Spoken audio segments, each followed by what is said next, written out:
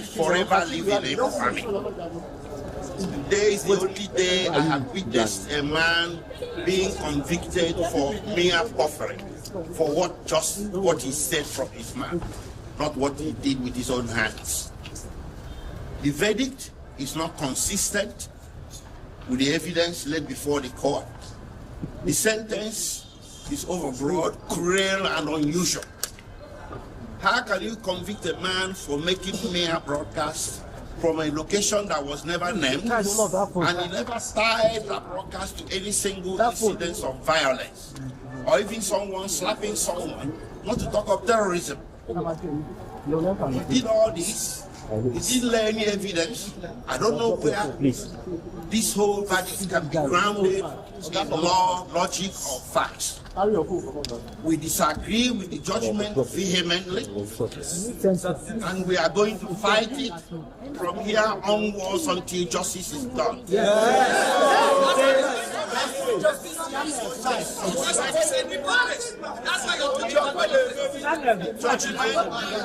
Judgment, politics is based on some tribal, primordial sentiments.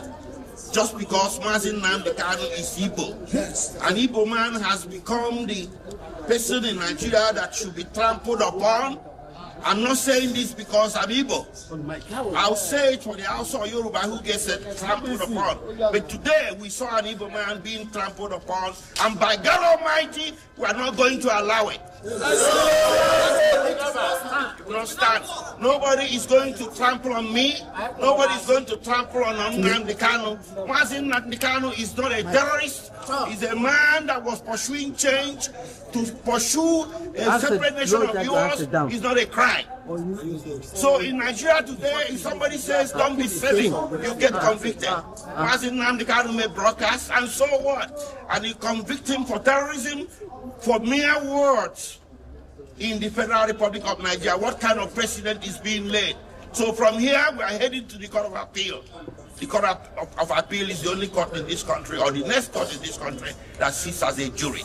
We are going to approach justices there to check out what happened in court today. And we are pretty sure the justices will agree with us that today was the symbol of the travesty of justice that everybody has been suspecting all along. If the Court of Appeal disagrees with us, we head to the Supreme Court. But by God Almighty, Nnamdi Kanu is not going to stand convicted.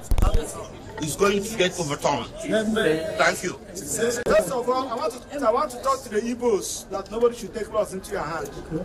I'm assuring you, this judgment is predicated on anger. Thank God that the judgment was streamed live and everybody watched it.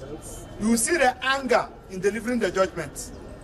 And it's not predicated on law.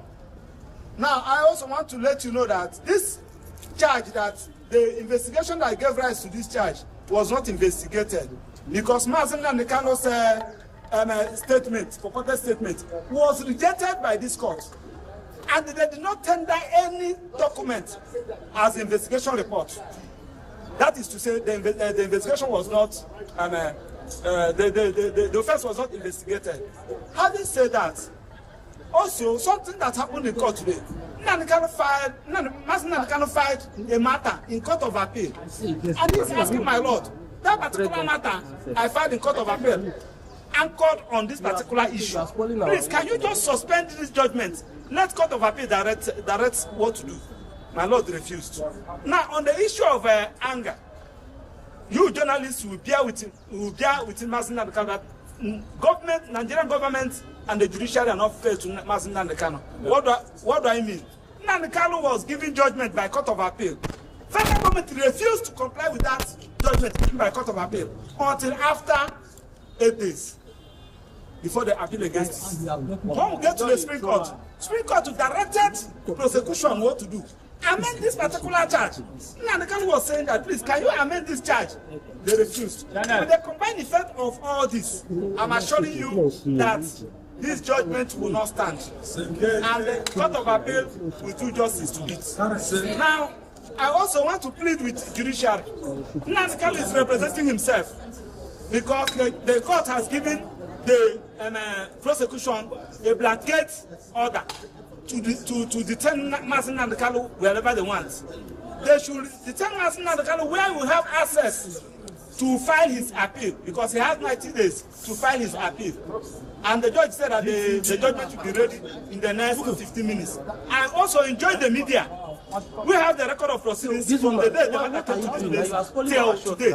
I want you to check the record of proceedings and evidence tendered, reconcile it with the judgment. Now you now see what we are talking about. You are bringing British into this matter, bringing America into this matter. You are now trying to so that the British and America will be against Nnamdi Kanu. Something that was not an issue, that was never tendered, that was never given evidence on, and they are raising the issue. So this is a judgment against the Igbos. This is a judgment against the good people of Southeast, and it's because of Nnamdi Kanu is an evil. You cannot give this kind of judgment to a northern. You cannot give it to a southwestern. You cannot give it to another tribe in Nigeria apart from the Igbos. And we are going to start against it, because it has happened in this country against some other persons, including Abiola. The Igbos join hands together to fight against it. Why should you be our own time and everybody's sitting at table? It's unfair. Thank you. We started this trial. I refrain from speaking to you at press because the profession does not allow me to discuss with you what happened in our welfare of the court. The law the profession does not allow me to tell people what happened in court. But today, we have come to a final end. This guy, your head is inside now. Bend down small.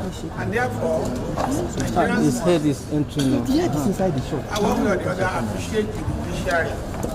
To remember, just last Monday, the president was saying, at any time when Nigeria is in big trouble or things, the judiciary has always come to the aid to salvage Nigeria. Again, the judiciary has salvaged Nigeria from the laws, from oppression. You are shaking my camera last week. Prescribed IPOB. The court has also pronounced death sentence on Eastern Security Network, which was the military wing, IPOB. Today, God has brought an end to injustice, oppression, suffered by our brothers and sisters from the eastern states of Nigeria. They will not be able to sleep with their two eyes closed.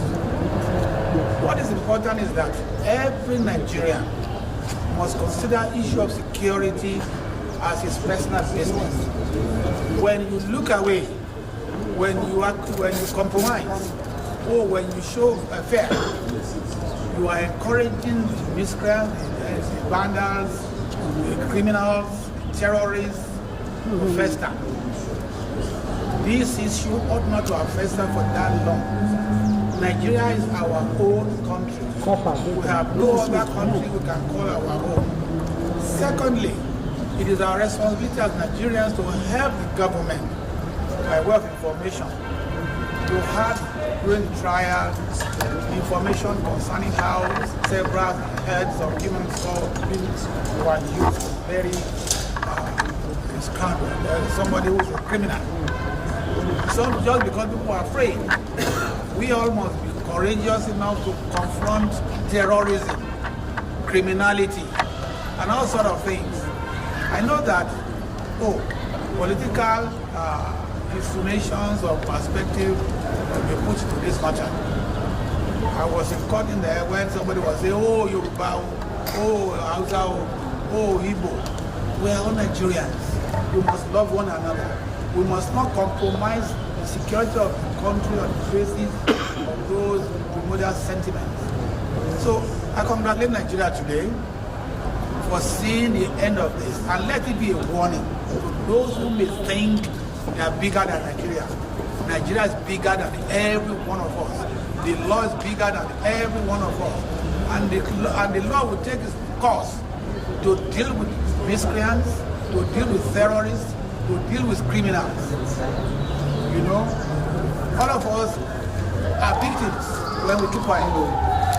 All of us are victims when we don't do what we ought to do. Therefore, let everybody be a Nigerian. Thank you.